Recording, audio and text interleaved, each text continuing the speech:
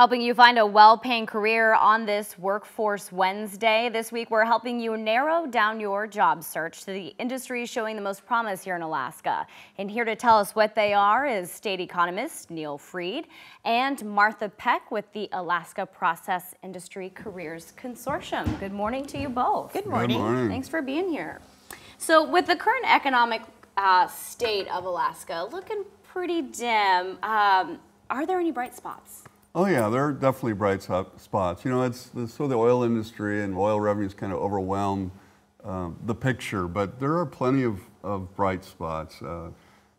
Look at the visitor industry this year. You know, we've seen more visitors this year probably than we've ever seen. You know, it's very, very healthy. The mining industry is doing pretty well again as well. Things are looking up for that industry.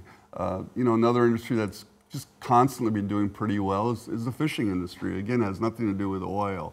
Actually, low oil prices is good for them. And you know, then we have the good old perennial favorite that is just there every year, and that of course is healthcare. And the demographics, they also favor younger workers in Alaska? They do. You know, when you look at that working age population at 18 to 64 group, you know, that group's just not growing at all. And we don't expect it to grow for quite a while, which means that there's not going to be a lot of new players jumping into the market, which means a little less competition out there as far as numbers go. So it might not be a good thing for employers, but it certainly is a good thing for people that are looking for jobs. So you mentioned the industries like fishing, mining, healthcare is always bright, tourism.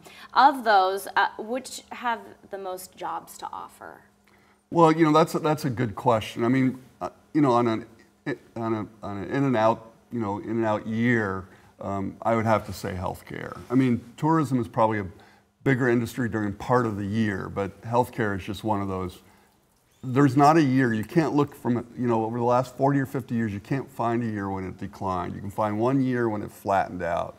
And then the demographics, you know, that baby boomer population that keeps on aging, it's in a big group. Those numbers are going to just continue to increase. So it looks like the outlook for that industry also remains very positive. And what is the best way for someone to prepare themselves for the current job market? So I think that on that one, doing some upfront research and take a look at the outlook, take a look at the employers, find out who's hiring, what the jobs are, and then prepare yourself with education. Find some good ways to get yourself prepared. Training, for example, if you want to go into construction, you need to get the training, and so that you're one of those people that stands heads and shoulders above the others. And of course, we always talk about the employability skills. Make sure that you know what employability skills the industries are looking for and that you understand them and know them and can practice them. And those are those soft skills? Absolutely. Okay.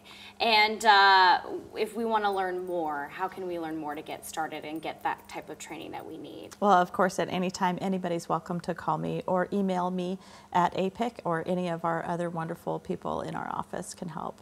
All right. Great insight this morning, Neil. Martha, thank you for your time. Thank you. Thank you.